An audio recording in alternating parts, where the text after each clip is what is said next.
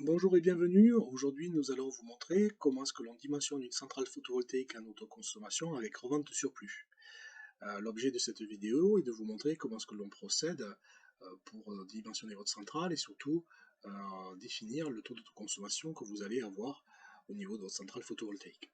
Donc pour ce faire, nous utilisons un logiciel qui est Archelios Pro qui permet d'effectuer toutes ces démarches. Donc on commence déjà par rentrer en fait l'adresse du site. Donc aujourd'hui on va aller sur Saint-Just, sur cette maison en fait, qui est ma maison tout simplement. Donc comme vous pouvez le voir, il y a déjà une installation photovoltaïque ici qui date de 2009. À l'époque, c'était une installation qui avait été réalisée en intégration bâtie avec la revente de la totalité de l'électricité. Et aujourd'hui, on va chiffrer et dimensionner une installation en autoconsommation avec revente du surplus sur cette toiture. Donc on sélectionne la toiture sur laquelle on souhaite mettre les modules et on valide cette sélection, ce qui a pour effet en fait de nous sortir la latitude et la longitude de la toiture photovoltaïque à venir, et surtout derrière, cela va nous charger en fait les données météo de la station météo la plus proche, en l'occurrence Montpellier, sur lequel en fait on retrouve différentes informations, principalement tout ce qui est irradiation globale, c'est-à-dire l'ensoleillement que l'on peut avoir au fil des mois, les notions de vent, les notions de température de l'air, hein, puisque ce qu'il faut savoir c'est que plus il fait chaud, moins un module photovoltaïque va produire, toutes ces informations. Alors, autre information que l'on va retrouver, en fait, on va retrouver les notions de masques. Alors, il existe deux types de masques. Il y a des masques proches et des masques lointains. Alors, les masques lointains, par exemple, un arbre qui peut faire de l'ombre sur le champ photovoltaïque, une cheminée, un pignon, une maison à proximité. Donc ça, c'est des informations que l'on relève à l'occasion de la visite de faisabilité. Ou derrière, on peut avoir aussi ce qu'on appelle des masques lointains. Alors, on peut imaginer que vous habitiez à proximité d'une montagne, par exemple dans les Alpes, eh bien, ces montagnes peuvent porter de l'ombrage sur le champ photovoltaïque. Et donc c'est ce qui apparaîtrait ici en automatique. Et pour tout ce qui est histoire de masque proche, là c'est nous derrière qui faisons le relevé et intégrons le fichier. Donc une fois qu'on a sélectionné cette étape-là, on passe au deuxième point qui va être en fait de réaliser le calpinage, c'est-à-dire l'implantation des modules. Donc on va choisir en fait savoir si on travaille sur une toiture inclinée, une toiture plate, au sol. Donc là en l'occurrence c'est une toiture inclinée. On va définir la zone pouvant recevoir les modules photovoltaïques, avec en vert ici l'égout de la toiture et le bas de toiture. On va ajouter derrière un champ photovoltaïque en sélectionnant le type de module que l'on souhaite mettre en œuvre. Donc là, en l'occurrence, on va travailler avec du Trina Solar, qui sont des modules d'origine asiatique. Trina Solar, aujourd'hui, c'est le troisième fabricant mondial, donc c'est des produits de très très bonne facture, et on part sur des modules de 425 watts crête. Donc on sélectionne les modules. On voit aujourd'hui ici qui nous mettent en direct le type de le nombre de modules que l'on peut mettre sur la toiture. Donc en fait sur cette toiture, je souhaite en mettre que 4, donc je le rectifie à ce niveau-là. Je vérifie aussi au niveau de l'inclinaison, d'ajuster. Aujourd'hui on est sur une inclinaison particulière, sur du 16 degrés, donc je joue sur l'inclinaison. Voilà, donc là au final j'ai choisi mes modules et je les ai implantés. Donc je sauvegarde. Ce qu'il faut voir, c'est qu'aujourd'hui, des modules photovoltaïques, en sortie de modules photovoltaïques, nous sommes sur une tension en courant continu. Et ce que nous utilisons, nous, au quotidien, c'est du courant alternatif. Donc, pour pouvoir transformer le courant continu en courant alternatif, il faut ajouter ce qu'on appelle un onduleur. Donc, deux types d'onduleurs. Soit vous avez des onduleurs centraux qui vont récupérer l'ensemble des modules qui sont branchés en série, ou derrière vous pouvez avoir ce qu'on appelle des micro-onduleurs. Donc ça c'est la solution que l'on va retenir dans ce cas de figure là. Donc en fait un micro-onduleur, ça veut dire que chaque module a un onduleur qui lui est destiné, qui lui est propre, qui est fixé directement sur le module. Donc je choisis en phase énergie deux possibilités, soit je choisis en manuel le type de micro-onduleur que je veux, ou je demande au logiciel de me configurer automatiquement le module, le système, le produit le mieux adapté à ce module-là. Donc c'est ce que je fais. Donc aujourd'hui, il me propose de mettre des emphases d'énergie des IQ8HC, donc que je sélectionne. Ouais, donc ici, on retrouve tout ce qui est rendement, les tensions et autres. Je valide la configuration. Donc, une fois que derrière, j'ai choisi mon type d'onduleur, il faut que je les raccorde au module. Alors ça, c'est la partie la plus fastidieuse. Donc c'est pour ça qu'aujourd'hui, je suis parti pour la démonstration sur une installation qui n'a pas beaucoup de modules. Comme ça me permet de les raccorder. Donc là, en fait, je suis en train de lier chaque micro-onduleur avec son panneau. Voilà, c'est fait. Je sauvegarde, je calcule. Et derrière, en fait, ça va me permettre de passer à la production. Donc aujourd'hui, le logiciel aura calculé en fonction de l'orientation, des inclinaisons, des données météo, la production. Donc on a une installation qui fait 1,7 kW crête. La production annuelle en courant continu, c'est 2664 kWh. Une fois qu'on passe par les onduleurs, mais comme il y a des pertes et un rendement, on sort à 2548. Sur la droite, on retrouve la production mois par mois. Donc on voit que le mois de décembre, c'est là où on produit le moins, 96 kWh, et au maximum, sur le mois de juillet, 304 kWh. De la même façon, le logiciel aujourd'hui intègre les pertes qui sont afférentes au système. Donc les masques lointains, on l'a vu derrière, on a une petite Camargue, il n'y a pas de moteur ni rien. Des masques proches, dans ce cas de figure, nous n'en avons pas non plus. Des pertes en température, ce que je vous expliquais tout à l'heure. Les vieillissements des modules, des pertes au niveau de l'onduleur, des pertes au niveau des câbles AC. Bon voilà, ça prend en compte toutes ces informations de façon à sortir un productible le plus cohérent possible.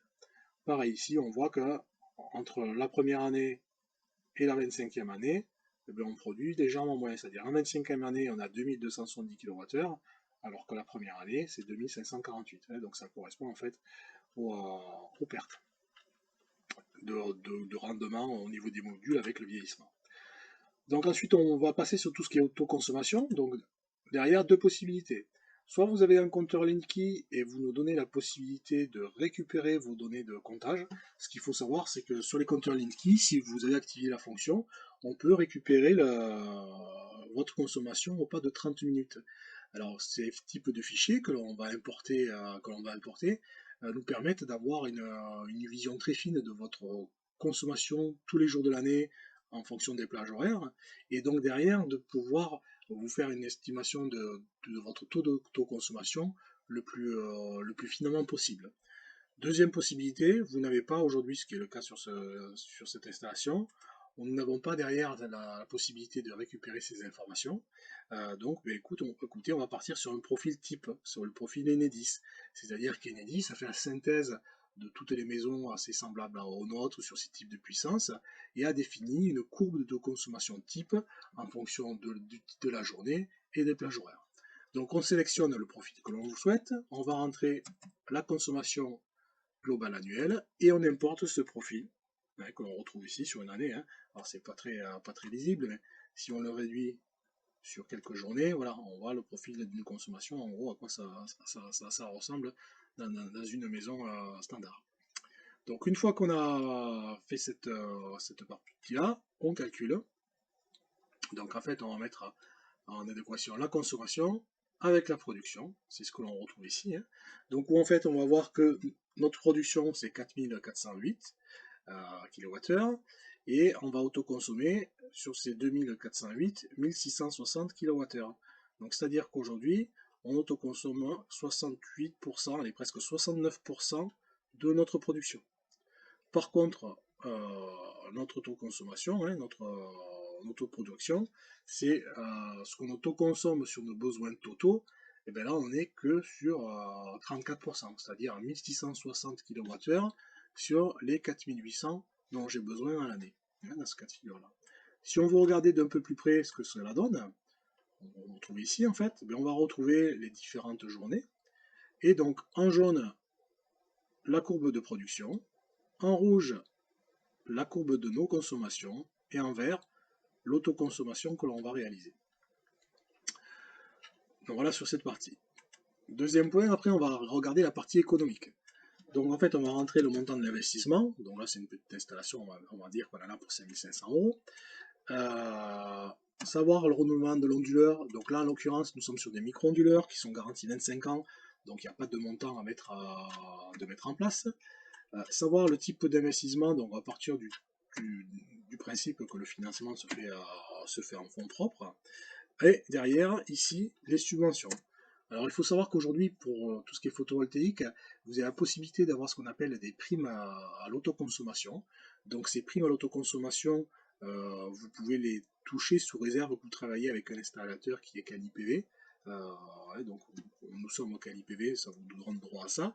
Et sous réserve que vous souscriviez un contrat d'achat du surplus de votre électricité avec EDF obligation d'achat. Donc le montant de cette prime est de 500 euros par kilowatt crête installé, par 1000 watts crête installés. Au-delà de 3 kg, on passe à 320 euros. Donc là, en l'occurrence, nous avons 1,7 kg.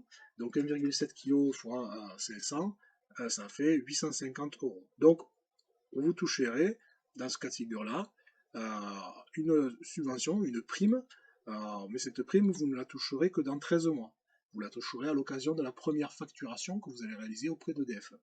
Hein. Et donc il vous faudra quand même avancer les 5500 euros au départ du projet. Donc on choisit le type de projet, savoir si on est connecté au réseau de la revente totale, de l'autoconsommation à 100%, de l'autoconsommation avec de la revente, plus du réseau, de revente de surplus, donc c'est ça, c'est le cas de figure. Donc le prix de l'énergie aujourd'hui, EDF le rachète 1313. On met une évolution du prix qu'on a mis à 0,5% par an. Et là, en fait, le coût d'achat de l'électricité, dans ce cas de figure, on est chez le fournisseur d'énergie Enercop, où on est sur du 24 centimes du kilowattheure, avec une indexation. Voilà, on part sur une hypothèse d'évolution du prix de 5% par an. À partir de là, on fait le calcul de la rentabilité économique. Et derrière, on arrive sur le résultat suivant, où en fait, vous allez avoir les ventes d'énergie de surplus qui correspondent à 105 euros par an, les économies d'énergie, tout ce qu'on autoconsomme, à 794 euros par an, et au global, ça nous fait un revenu ou un gain, une économie de 899 euros. Ce qui nous donne un temps de retour sur investissement, dans ce cas de figure, de 9 ans, avec un taux de rentabilité interne de 12,8%. Donc on est bien plus performant que si vous aviez votre argent sur un livret A. Alors, ce qu'il faut savoir aujourd'hui sur les temps de retour sur investissement, c'est que, en règle générale, on est sur du 8-10 ans. Donc, vous pouvez partir sur la base qu'il vous faudra une dizaine d'années pour récupérer votre investissement.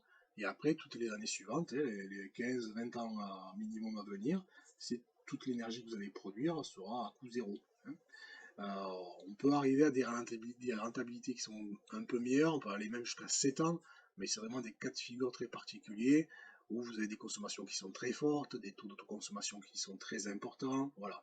Donc on est plutôt sur du 8-10 ans en règle générale.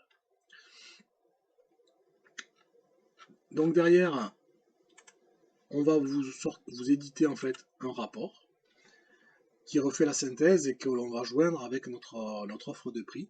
Alors c'est vrai que ce rapport est peut-être pas toujours très compréhensible, mais il a le mérite en fait de vous donner toutes les informations et comment est-ce qu'on arrive au résultat que l'on vous annonce. Donc concrètement, il se présente de la façon suivante. Vous allez avoir la localisation de votre centrale photovoltaïque. On repart sur les données météo, éventuellement le rappel si vous avez des ombrages proches et lointains. Tout ce qui est perte, qui est au niveau de votre centrale, les orientations, là on est sud-ouest, l'inclinaison de la toiture, le type de module, les micro-onduleurs, le rendement, l'implantation de la toiture, pareil, on retrouve toutes ces infos. Et après, sur la fin du rapport, vous allez retrouver en fait la partie rentabilité qui se retrouve ici, où en fait ici vous allez retrouver votre coût d'investissement. Alors, une fois que la prime à l'investissement sera déduite, donc on était à 5500 moins 850, ça fait 4650 dans ce cas de figure-là.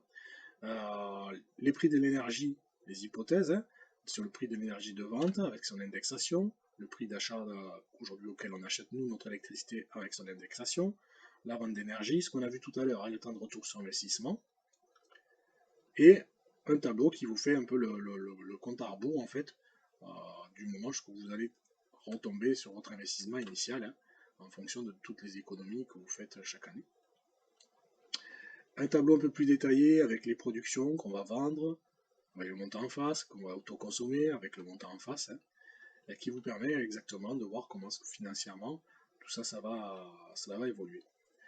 Donc voilà, mais écoutez, j'espère que cette vidéo vous aura permis d'y voir un peu plus clair sur comment est-ce qu'on fait une étude technico-économique au niveau de votre centrale.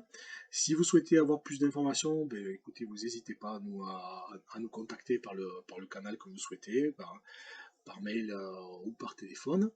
Je vous souhaite donc une bonne fin de journée. À bientôt.